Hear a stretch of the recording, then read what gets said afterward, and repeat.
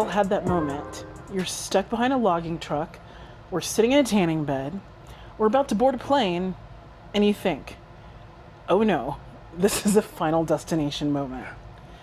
But what makes these movies so good at turning everyday life into a death trap? I'm Janackeh. I'm Nick. And this is Rectangles Podcast. Welcome to episode 10, where we're diving into one of the most paranoia-inducing horror franchises of all time, Final Destination. From that first plane crash, Premonition, to the suspension bridge twist ending, we're covering all 6 movies in 2 parts.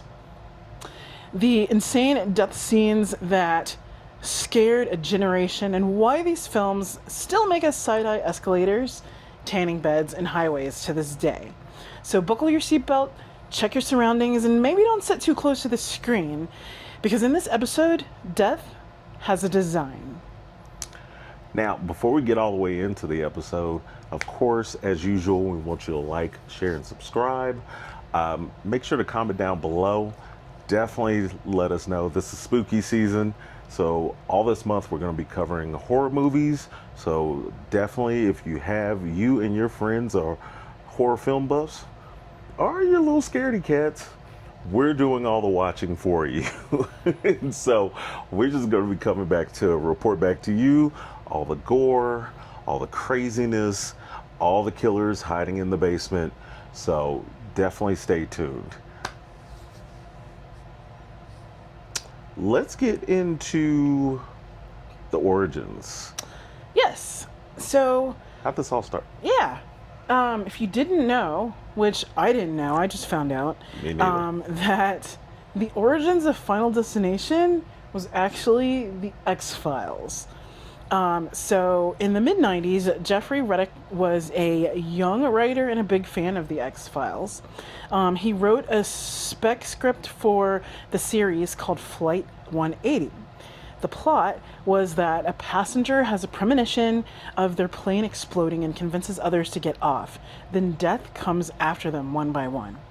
That script was never produced, but it caught attention for its unique cheating death hook. And so Reddick turned the idea into a feature-length draft, which was picked up by New Line Cinema. Glenn Morgan and James Wong, who was the longtime X-Files writer-director team, signed on to polish it and direct it. So the X-Files DNA stayed intact. The theme that the X-Files brings to the Final Destination series is that the X-Files often blurred the line between supernatural forces and real-world paranoia, which is exactly what Final Destination does. Like a typical Mulder and Scully episode, there's an invisible menace, eerie clues and everyday details, and a procedural feel as survivors try to piece together the rules of death.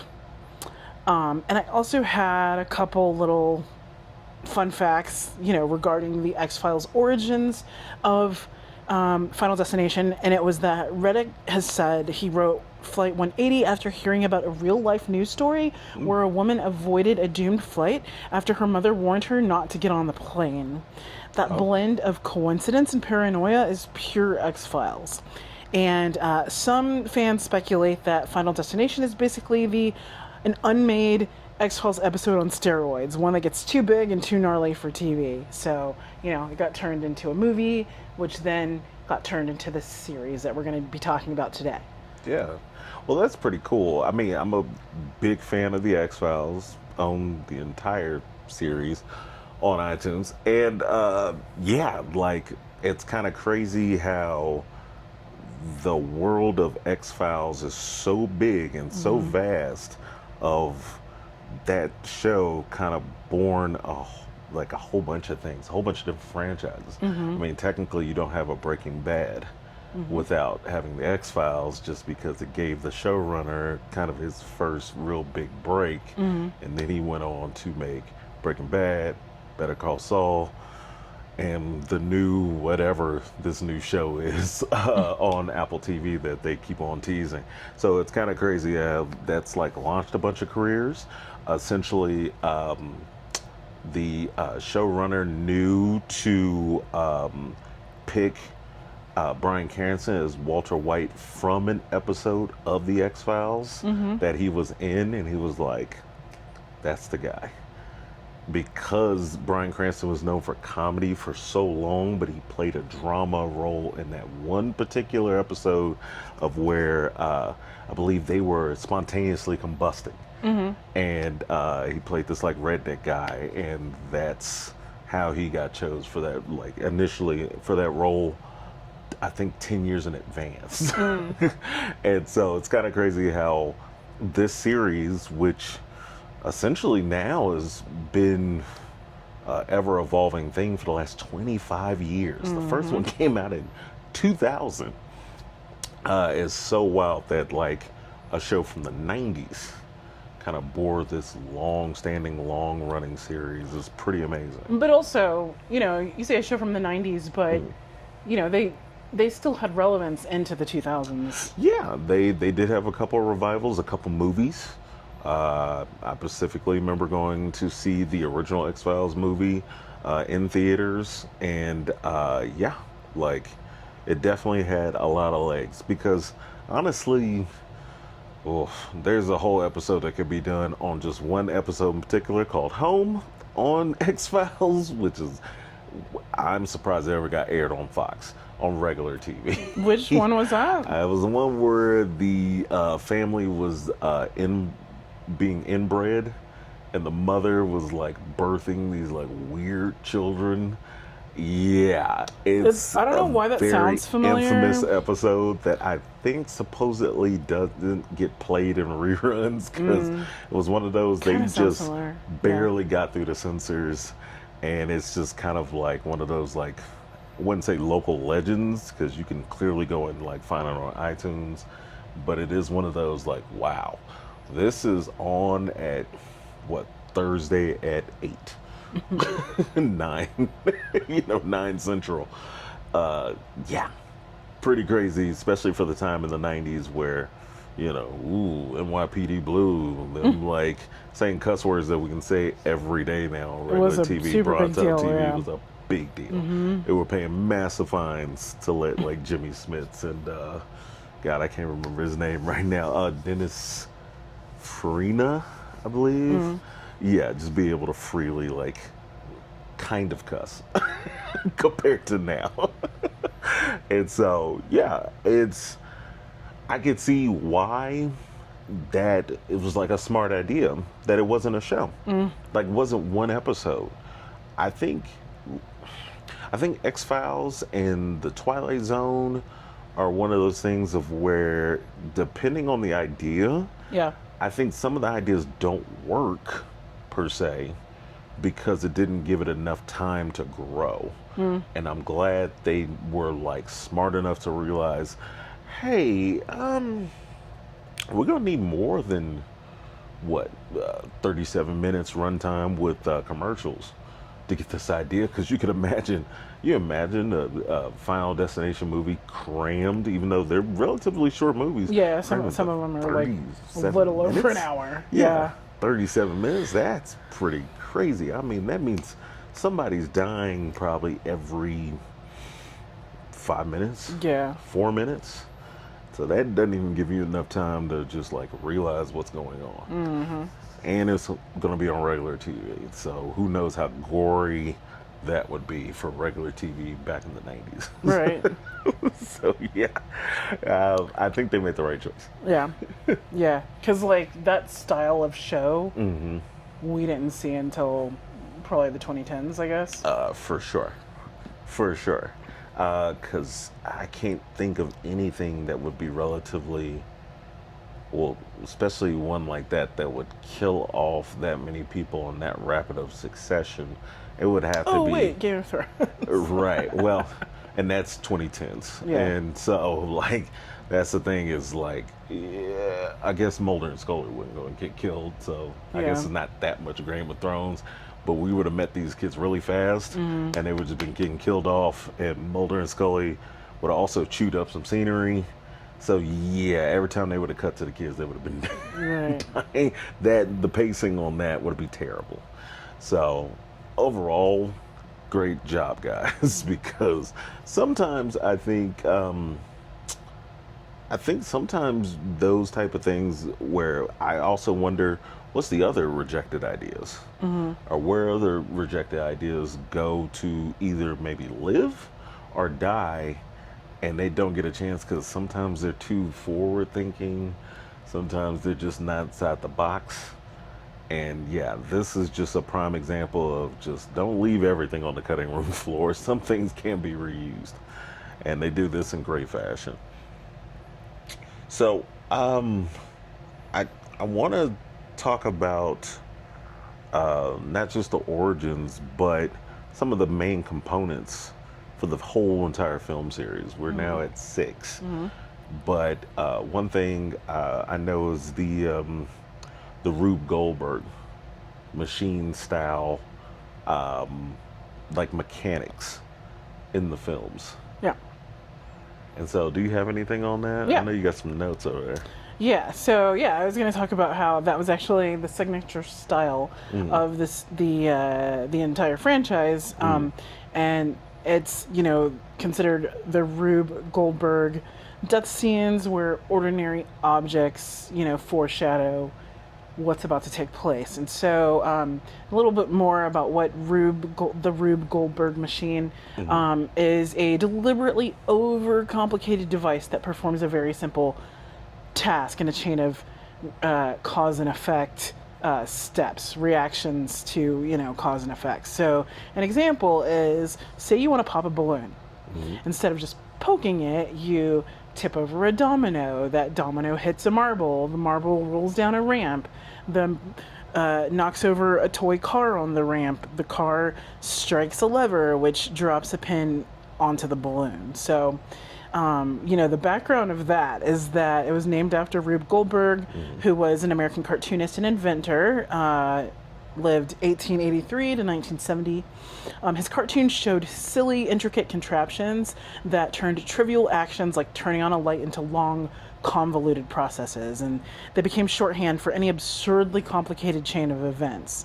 And so the way that shows up in the Final Destination series is that every death scene in the series plays like a Rube Goldberg machine, like a dripping coffee cup causes a puddle, someone slips, knocks something off of a shelf, which sparks an electrical fire, which leads to a fatal accident. And the tension and the fear that it provokes comes from watching every little piece fall into place and wondering what's going to be the thing that kills the person. So when people call Final Destination deaths Rube Goldberg machines of horror, they mean the kills are overcomplicated, darkly clever chain reactions to like very small everyday objects. And you can see this in the film where like the camera will pan to like a certain thing that if it was just there, it would seem very insignificant, like a paper clip just sitting on a desk. It's a paperclip on a desk. That's where it's supposed to be. But when you see the camera like pan to that and then pan away to something else like really quickly, that it's like, oh no, these things are going to come together in a way that we don't expect to cause something very, very bad. So yeah, that that explains kind of the Rube Goldberg machine. Yeah. Usually played by the at least for kids who grew up with old school Looney Tunes. Yeah. That's all that plays in my head every time I see something like overtly complicated working. But the biggest thing is for me, not only because Final Destination it's horror, obviously it's deeply entrenched in the horror genre, but the Rube Goldberg machine kind of gives it back to its like origins of cartoons. And so I think that's what kind of led to the franchise being so widely popularized, is because one, we're taking everyday objects you interact with every day and don't even think about.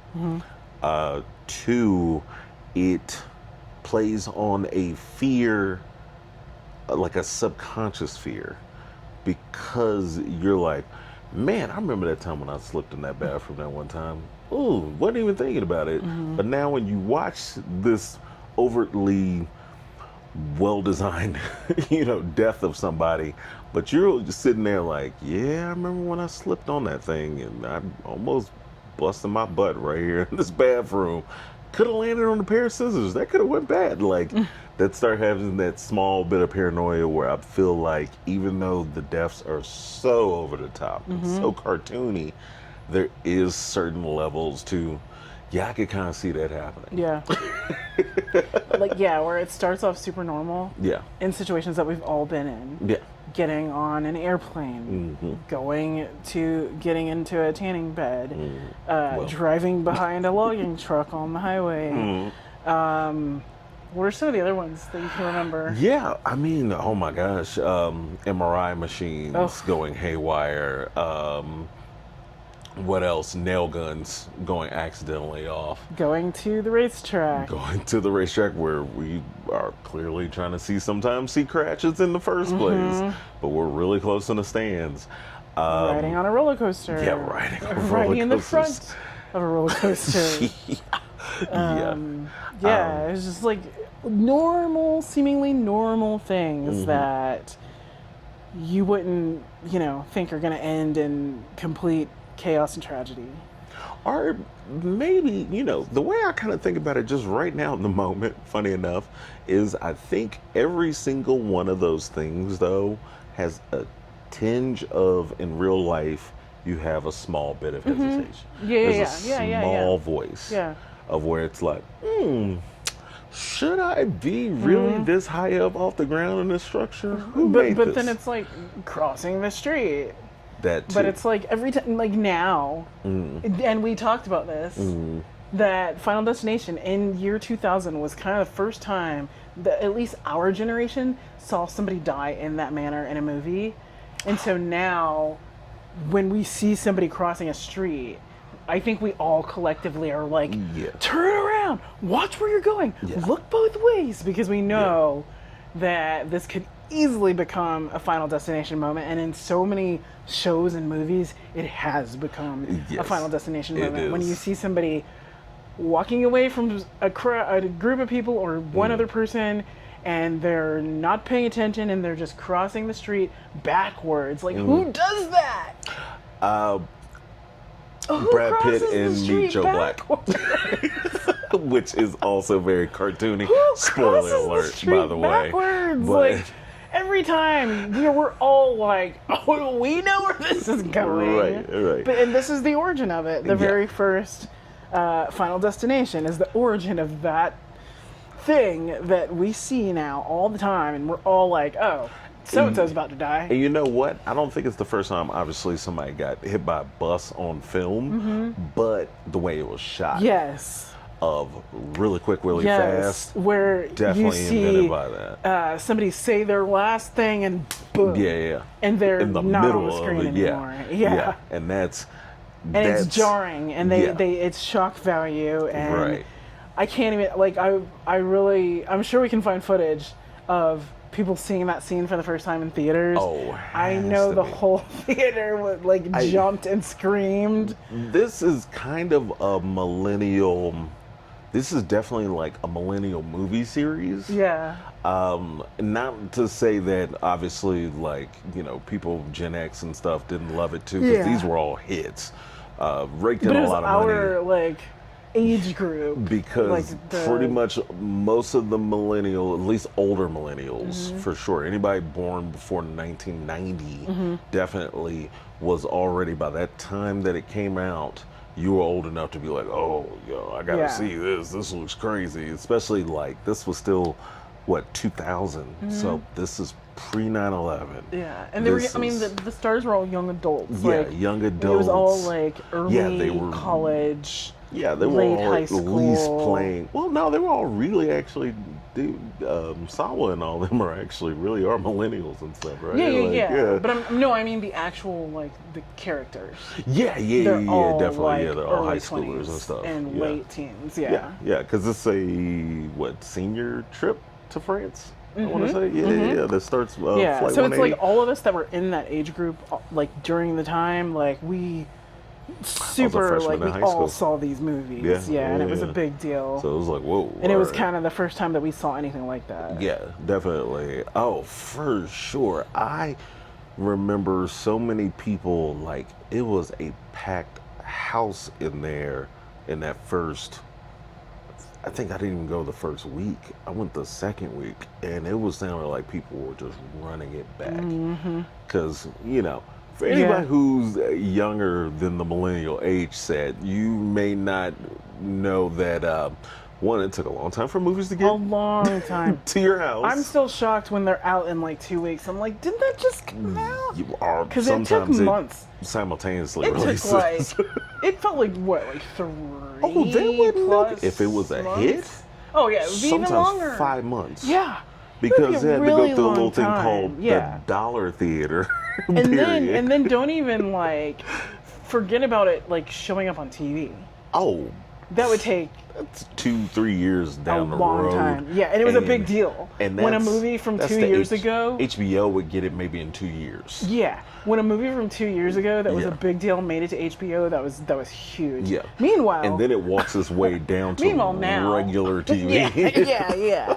It's like 5 Now years it's from like now. It's like, in oh, theaters, shown on NBC streaming tonight. on the same day. Yeah. When that started, it blew my mind because I come from the generation of like you had to wait a long time to get access to that movie that you saw in the theater. Hulu So you would have to next go day to the theater blew my mind in 09. and pay Yeah. to see it over and over if you wanted to see it again. Oh, yeah. Until it came, and then when it came to Blockbuster, forget about it because the new release wall is all sold out and They gone. all sold out. Folks are camped out. Yeah. So that was a totally different world. And Do this you, is like. okay, can I just... Do Yeah. you remember What? when you would go to Blockbuster and you would be like, I'm going to rent this tonight. And you had planned your whole week that on Friday night you were going to rent this new movie.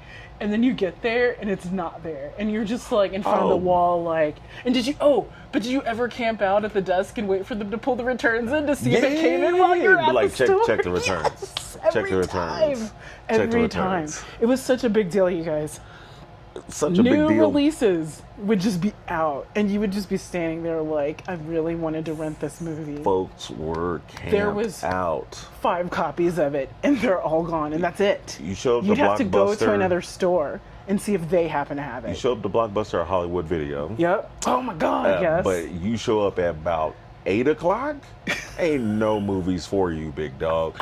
You're renting something from 2 years ago because all the hotness is out of you there. can't go on the wall. Yeah. The wall where the new movies are. Oh, you have to yeah. go in the center where all the Oh, old for movies sure. are. Yeah, you looking across because the mugs were short. You look at the other person looking down at the thing. Yeah. Like, Because all the new movies were on the wall. it's just totally this When almost. the movies on the wall were out, you had to go to the center where all the older movies were. I might have to. We're talking about Final Destination, and it was something I brought up this morning when we were just kind of covering, on this episode that this is a very 2000s series because the first 5 set of these movies all do cleanly take place in the 2000s. Yeah, like the early aughts. And even though the last one, not this very newest one that came out this year as of recording, but came out in 2011,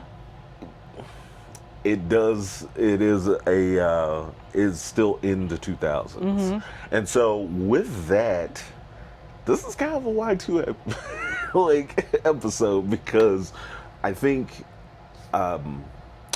big things about this series, there was use of cell phones. Actually, pretty good use of cell phones because it's a younger set of folks.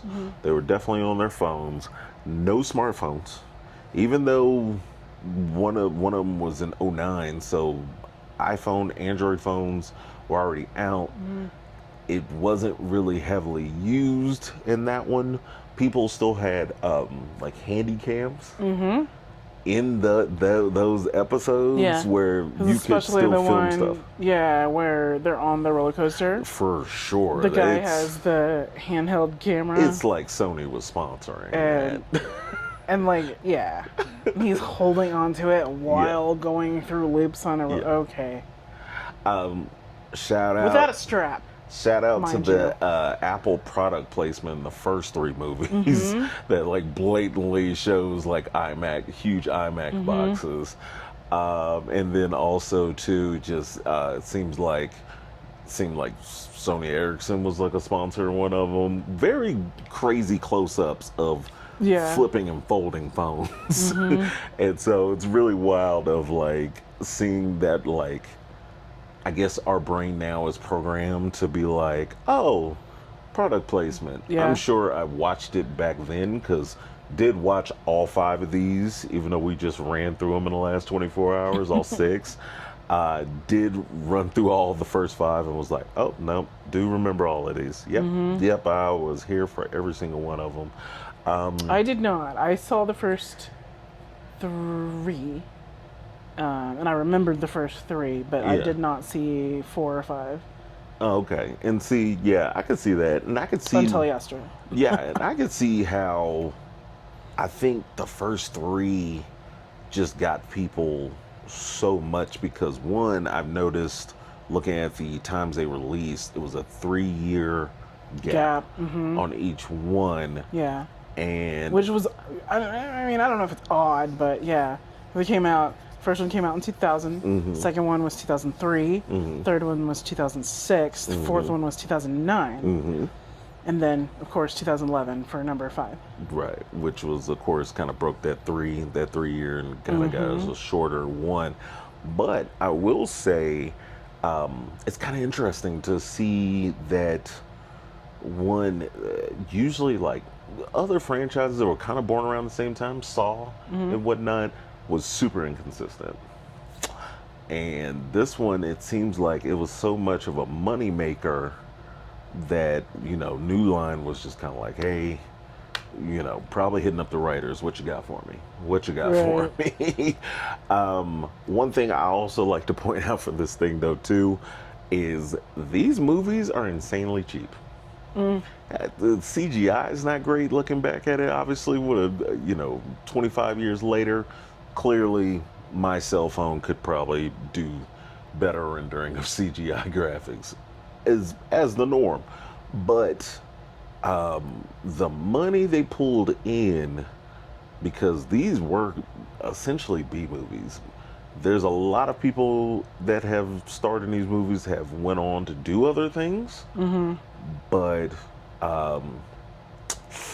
yeah, I would say like it was kind of like, it seems like a vehicle for young actors to really get their start and then kind of use that to like go on and do like things elsewhere. And it seems like they probably got them for cheap. Yeah. Everything was shot in Canada, except for one movie I know was shot principally, I believe, in Georgia for a lot of scenes. So yeah, it's kind of crazy how really writing carried the entire franchise. The creativity in kills, the some of the twists and turns of linking movies together, and chaining pretty much the entire series together as well, is got to be very commendable, because somebody behind the scenes, this has really got to be a labor of love, of truly studying the previous films to connect those films or figure out ways to have them like interweave. I don't think we have any other like movie franchises like that where we may have different writers, we have clearly different directors, none of the same cast except for Ali Lauder and Tony Todd. And yeah, for the most part, everything, all 6 movies are interconnected, all connected together, all on the same timelines. They did not cheat. They did not try to say, oh, there was no technical reboots. Even though they may call it reboots, even the newest one from 2025 maybe consider a reboot because it's a big gap, but honestly, it's not. This is a complete series, and it's funny, it feels like they keep on trying to figure out how to put an even bigger bow on the series, which is a really fascinating concept for New Line of all production companies. I just want to shout out to the listener and the watcher right now. When's the last time you've seen something from New Line? I thought New Line went out of business. Who else is still out there? Dimension Films? Like, until this movie just came out this year, I thought a lot of those like production companies and studios were defunct. So it's so wild that like they were not only sitting on, I guess, enough money or funding to get this franchise revived, but then also come back and, well, seemed like they made some money off of it as well. So it's pretty cool. But yeah, I know you have a little bit of a breakdown of each one, but really quickly, want to kind of go to break real quick, and we'll be right back.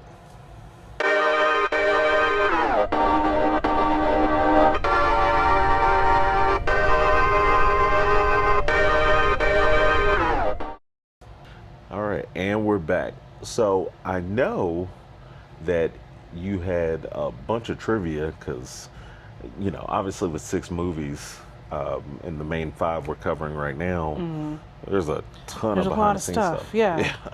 Well, one of the things while we were actually watching, like we said, we watched the first 5 yesterday. I kept noticing where like 180 would show up in different places in the different movies.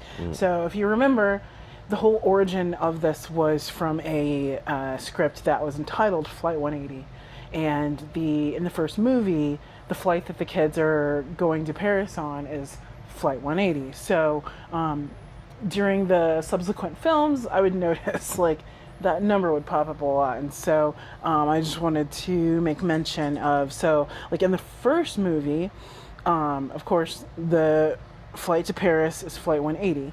So another little tidbit, like with numbers, is the departure gate. So they leave from gate 46, and 4 plus 6 plus 180 is 19, which is the date of the flight. May 13th adds to 19 too. So like, this became like a fan obsession during the first film. I know it's kind of like convoluted, but just go with it.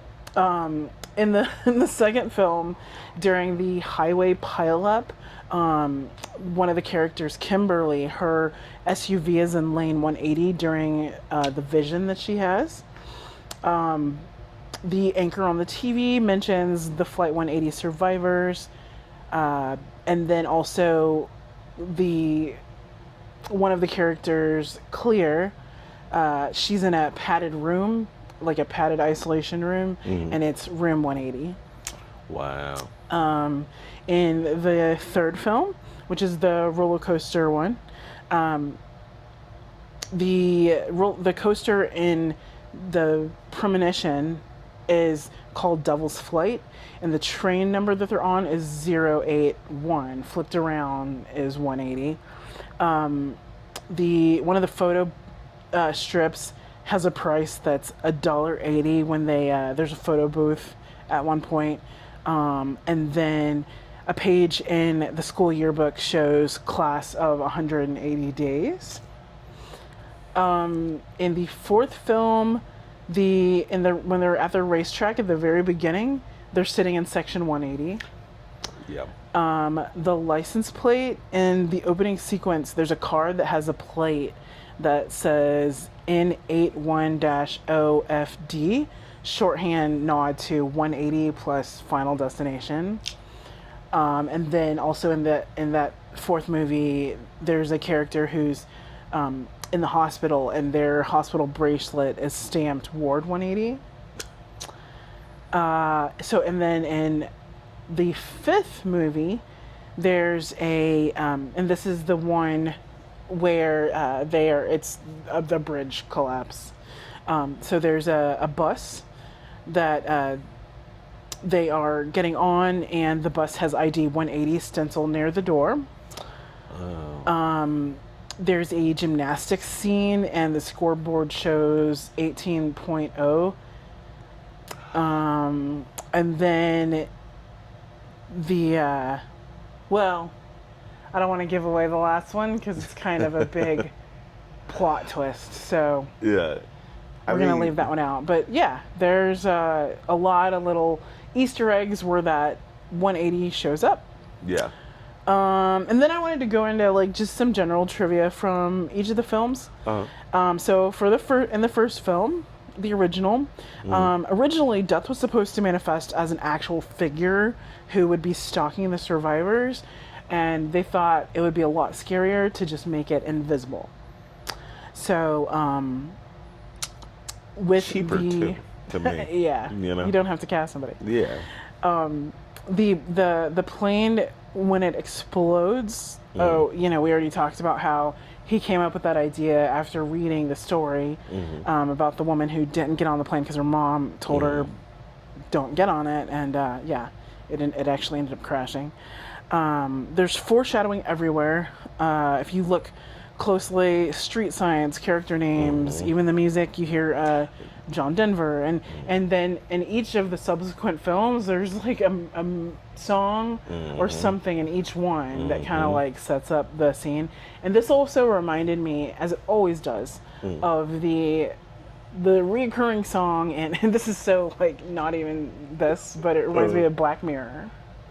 If you've seen the series Black Mirror, there is a recurring song that shows up all throughout the entire series, and I noticed it immediately in season 1. And now, like, anytime I hear like even the beginnings of the song, I'm like, oh, because it just brings back all of the episodes. But if you know, you know.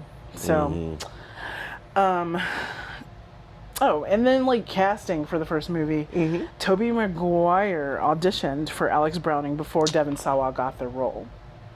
Oh wow, okay. I can kind of see that, but I feel like because he did not get that, he would be Spider-Man. Because that's what. Oh man, that's a totally different reality. Yeah, right there. It's like, oh no, I can't do Spider-Man because I'm doing this. What, Sawa's Spider-Man? Right. I mean, hey, it could be. Yeah, that's a wild timeline. So going into the second movie, which was the highway crash. So the opening highway crash is so infamous that even today people say they won't drive behind a truck carrying logs. Yep. That sequence was done mostly with practical stunts. The butterfly effect, the movie is full of tiny chain reaction details like a cigarette falling or a coffee cup dripping to emphasize how fragile survival is. Tony Todd, who we haven't even discussed him, but he definitely shows up in the first one. In the second movie, he actually doesn't appear on screen, but his voice is the coroner on the phone. So that's kind of where he made a cameo in the second one. Yeah. Going into the third movie, which is the one on the roller coaster. The DVD release had an interactive choose your own fate mode where viewers could decide which character survived or died, and this was cutting edge fan service at the time. I want to take a pause for the cause for that. Shout out to whoever's idea that was. It was brilliant at the time. Because when we were deciding to go over this, I remember that vividly. One, being an avid gamer, but then two, that unlocked in my brain, oh wow, we don't have to have like linear like movies. And I was as a kid growing up, I loved choose your own adventure books. Yes, so same. it was definitely like, even though it was funny that choose your own adventure books kind of died right when that movie was starting to come out. So it was kind of like, it seemed like whoever probably grew up with that was like, we could just go and film some extra scenes and like try to make this like a choose your own adventure book, which shout out to New Line for trying that. shout out to, of course, from what I read, the actors had to come back and reshoot those scenes because clearly they weren't in the original cut and they had to make up new things. Fun fact about that, there is, and I remember it vividly when we started watching it, there is even, because I love this in games. Oh, yeah, you told me this. Yeah. Of where in the very beginning, you could just, I think it's a heads or a tail call or something like that that triggers it. But essentially, you could make the movie be done in like 4 minutes flat, where it's like, well, guess we're not doing that. And it just rolls the credits. Fantastic idea, just because it's such real life. Yep. Sometimes we are just one left turn or one like what we think is the right decision from completely going right off the rails, sometimes literally, on a situation in life. And I love that it's just like, yep, well, okay, boring Wednesday, and then it just keeps on going, and that's it. And yeah, I love that idea. We need more of it. Honestly, just very timely, they're getting rid of all the choose your own things on Netflix. So like, speaking of Black Mirror, Bandersnatch is, I believe is at this time of filming is gone. So, which is so weird because there's a whole episode that ties into Bandersnatch. So I don't know how they explain that, but we need more of that. I think that's not explored enough of having, because we talk about this all the time, just the viewers, everybody's a gamer. Yeah, I know. You don't play Call of Duty, you don't play NBA 2K. I'm sure you got a game on your phone. You love to play Sudoku, you love chess. That's a game. It's human nature to play games. Why we want to keep art forms from blending and getting inspiration from each other is such a weird concept to me. So yeah, that was just my whole thing. I love that. This whole, that kind of like, I feel like that seeded the Choose Your Own Adventure book, seeded this Choose Your Own DVD, which I believe, if I'm not mistaken, in some of the research I did, this was like the highest selling home release out of the series because of that feature. And just, you could rent it from, once again, Blockbuster, even at the time, was still popping in 06. And, just like wildfire. Yo, did you check this out? I feel like a lot of people probably got on the DVDs really heavily probably around that time, because it takes a while for technology to propagate. But one of those things kind of opened my mind up to that and director commentaries. I was really addicted to director comment or cast commentaries around that time, which was only powered by the technology of DVD players at the time. So yeah, enough of my tangent, but had to put a big shout out to that. I hope you're doing well, whoever came up with that idea. So back to the third movie, which again is the roller coaster one. So there's also, that one has the tanning bed scene, and the iconic death scene was so effective it reportedly caused tanning salons to complain about lost business. Wow. Yeah, I can see that happening. Yeah, I can definitely see that happening. I've been into tanning bed a time or two, and I think about that. I have thought about that. Well, it's the same as, Peloton complaining that, spoiler alert, but in the Sex and the City series, there's a character called Mr. Big. Mr. Big on the latest revival basically dies on his Peloton. That caused some Peloton stock to drop. And they had to, Peloton kind of had to do some damage control with a fictional character dying in a somewhat realistic way of a coronary, heart attack on a Peloton. So yeah, I could definitely see those things. Just like, we don't drive behind log trucks. I wonder how log truck drivers feel about people swerving around them crazy to get out from behind them. Yeah. Gotta be insane all day.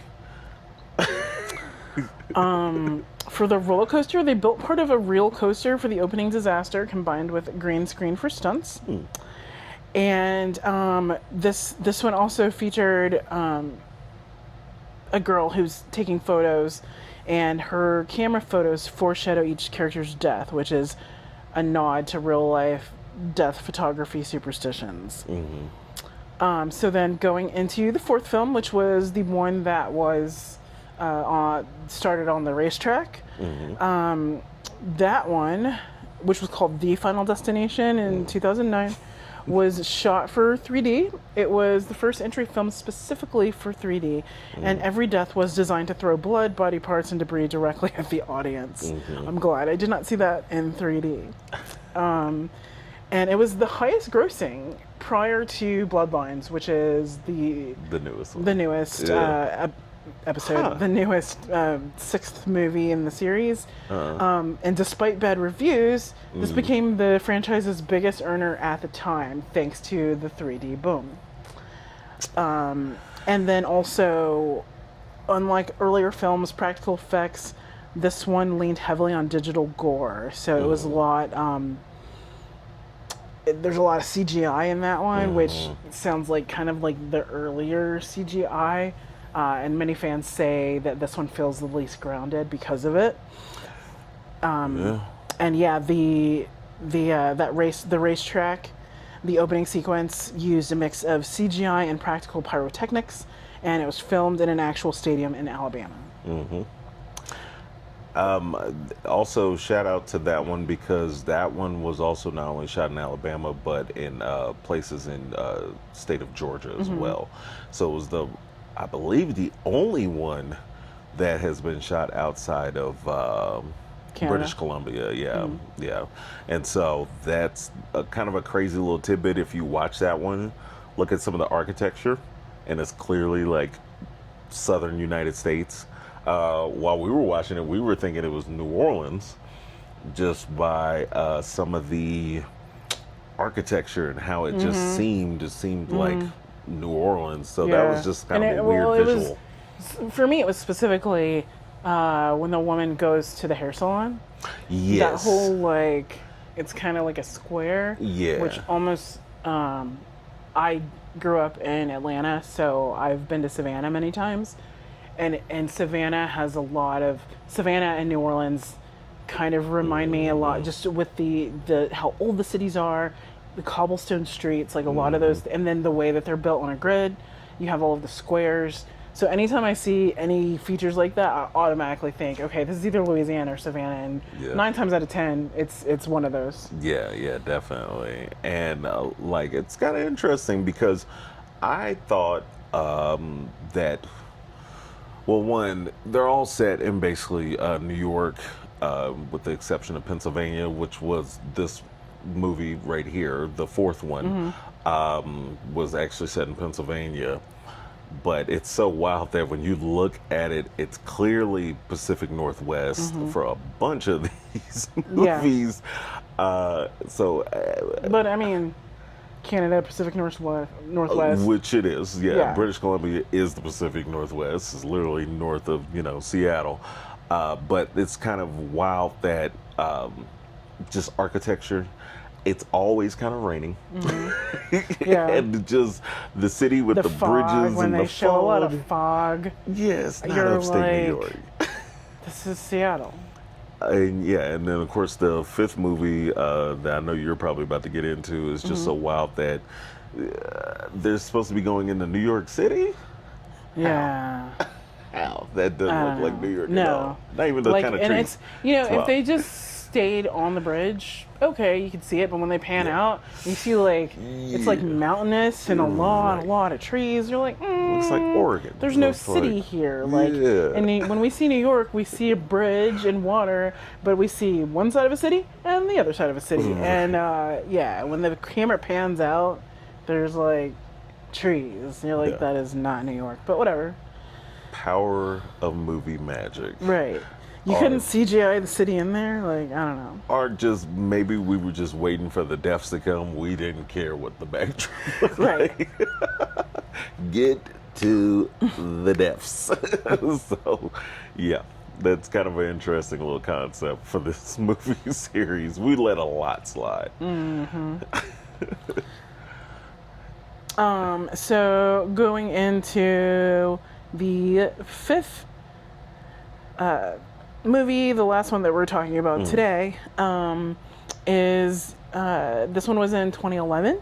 The opening was a blend of massive practical set pieces, like real cars on partial build bridges, or bridge builds, and CGI extensions, praised as a return to form after the fourth movie. So they kind of tried to blend it instead of just being full-on CGI.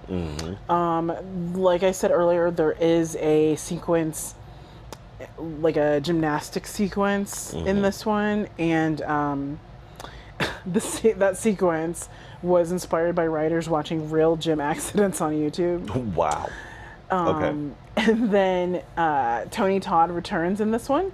He shows back up as his character that he started in the first one, and kind of you hear him in the second one. But another fact, kind of going back, to the fourth movie, I forgot.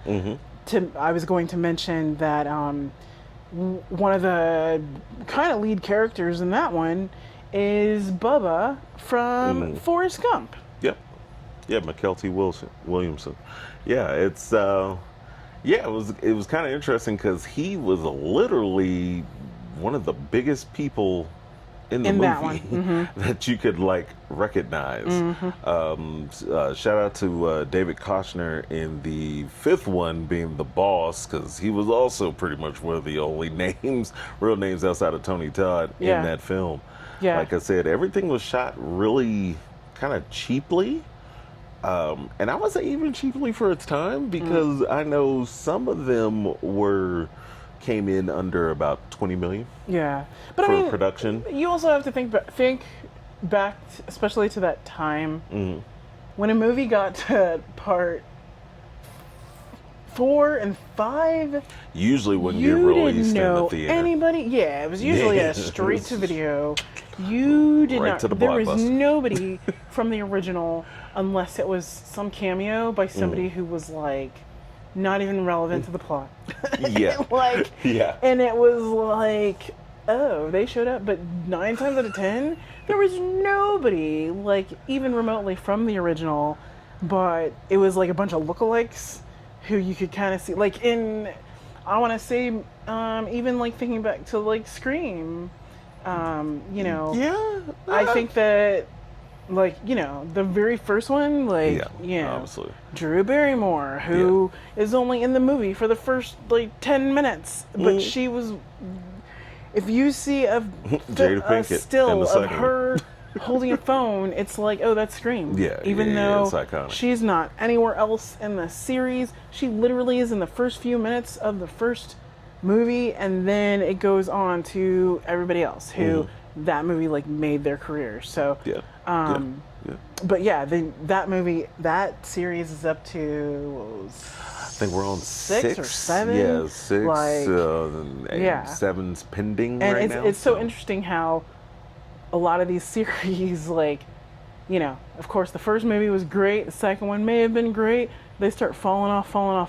But now, the ones that are kind of coming back, they're getting great reviews, great ratings, which is nothing that we've ever seen before.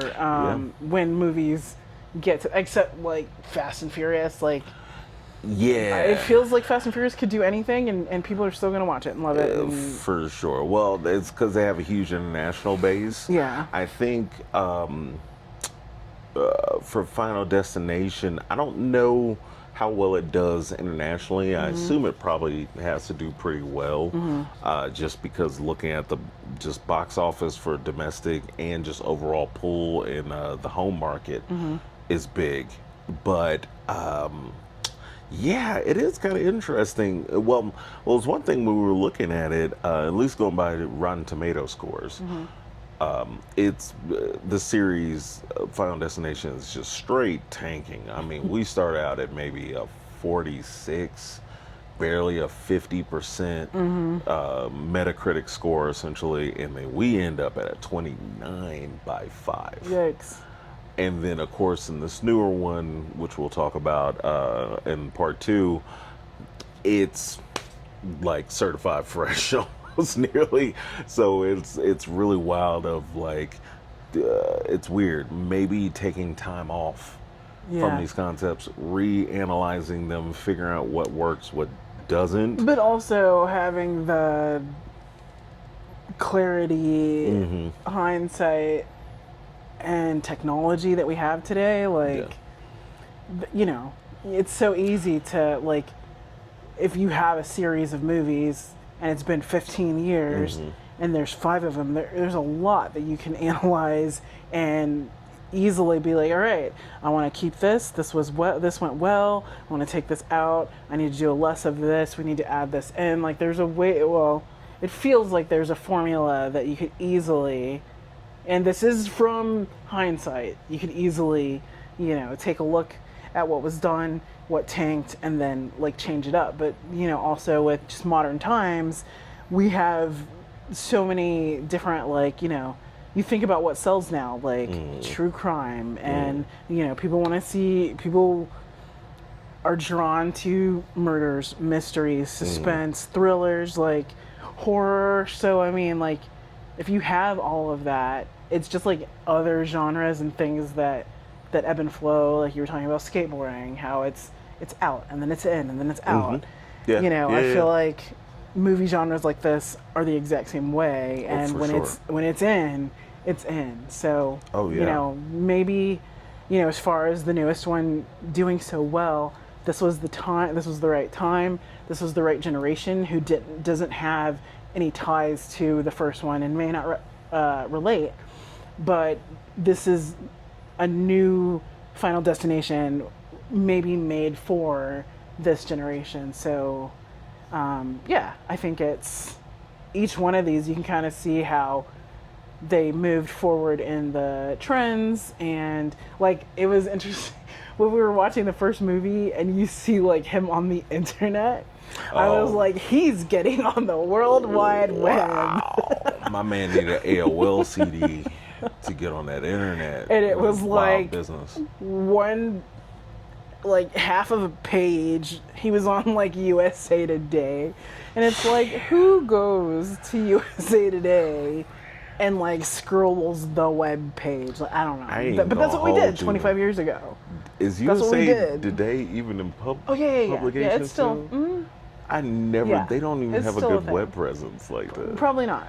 Well, I mean, but I mean, there's you think New York like Times, there's news, LA Times. it's all like one thing now. Yeah, kinda. It's so wild. But that's such and so, a like, wild he's like thing to think about. On USA Today web page, on the big web, and on the net. I kept using those like 90s internet terms because I mean that's what it was back then. Shout out Sandra Bullock. Yes. But God, we should do the net. Loved that movie. But loved that movie. I think like it's kind of wild of like that whole just it's like a time capsule. And like I said, it kind of brought back a lot. Just thinking about where I was in life when I saw these movies. Like, just being like, whoa, this is the thing that we forgot to even mention, the fact that the first movie is pre 9/11. Yes. And this is happening on an airplane. Yes. That in and of itself. For those that are not old enough to remember that you could walk to the terminal, no ticket required. Really? You could stand there at the gate. Yeah, pressed up against the window, saying bye to your loved ones. Yeah, and watch them fly off and hopefully not explode in midair. And just, then go and get some food and probably get something from the duty-free shop and then just take yourself back on home. Yeah. That's how it was like pre 9/11. So it is wild that they were talking about getting them back onto another flight 3 hours later after essentially a fight, which I don't know if you guys watch the internet, but with all the flights, fights on flights and folks You get getting in a forced into their fight seat. on a flight in 2025, you are on the no-fly list. Yeah, you're out of here, buddy. So, Like, you're not getting on another plane 3 hours later. Right. You're going home or getting in a car, getting Yeah. on a bus, figuring it out. so innocent. Such an innocent time. We didn't know. We didn't know. We had no clue. We had no clue. And so, yeah, that was pretty crazy. Now, we're going to go to another break real quick, and then we'll see you back here in a second.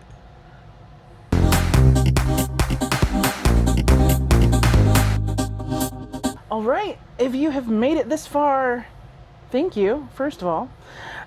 We have just talked about the first 5 movies in the Final Destination franchise. We've covered how the series started, the different stars that show up in the different films, the different deaths in each film, and how that has affected, modern society and the way that we look at everyday seemingly normal things, and how it kind of brings a little element of fear because of seeing these movies. There is a 6th movie that came out this year in 2025, and we will be covering that in part 2. So please stick around and wait for the second part of this so you can learn all about the latest film, especially if you've seen it. Even if you haven't, we won't give away too much, but just, talking about the little background things and the trivia and the interesting points that we found during our rewatch of the entire series. And this just kind of coincides with this being October, and Halloween is coming up, and we are just preparing you with our watch of some different horror films this month. Oh yeah, we have a whole slate scheduled. We're going to be giving you the high end, the low end, a little bit avant-garde, and The weird end. Yeah, some of the weird end, and The international end. yeah, definitely, because I cannot wait to get into some foreign films finally on this podcast.